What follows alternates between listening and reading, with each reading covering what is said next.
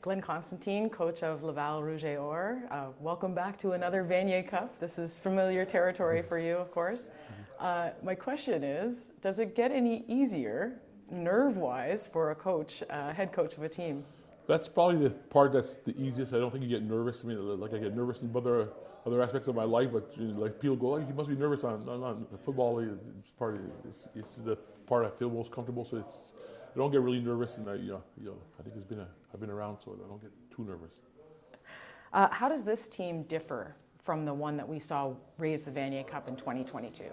Much younger football team. I think we have probably a handful of guys who are in the fourth or fifth year, but the rest of the team is first and second year, and they're very talented young kids, and they're I call them fast and foolish. It's only that they make mistakes, but they're still learning, and they're playing some really good football at this time of year.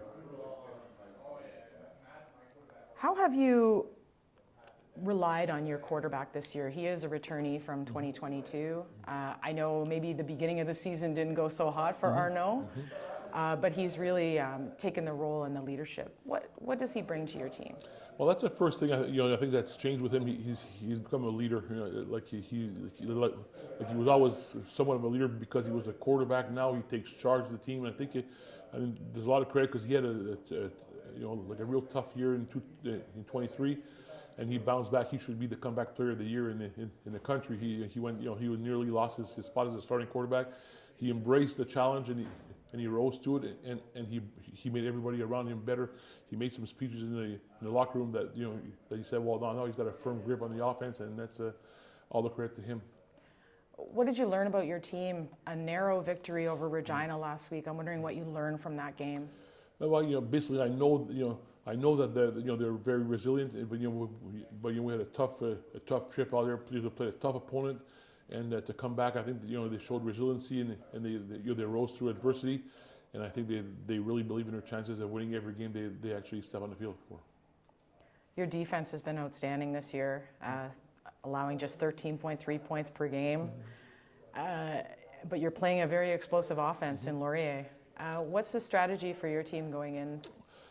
Basically, I won't give out all my secrets, but the reality is that we know that we're playing a very talented, explosive football team. They make explosive plays. I think they had like 20 explosive plays in the last 2 or 3 games. So they're a well put together team, especially on offense. They're very skilled and they got a lot of speed and obviously a very, very good quarterback. So we know and we're familiar with good quarterbacks. We have to play Joe Senecal for 3 times a year, so we know that we can't stop these guys. We got to contain them, and that's important for us to make put them in a situation where they have a long field and make them earn everything and not give explosive. We might give yards, but we won't give any too much points. Saturday, what's it going to take for Laval to raise their 12th Vanier Cup trophy? I think we need to play good football on all 3 phases and be complementary to each. We need good special teams. Field position, time of possession are super important because of the offense that they have. So we need to keep the ball and provide a long field for them to score. So we gotta basically play complementary football on all 3 phases. Best of luck on Saturday. Thank you.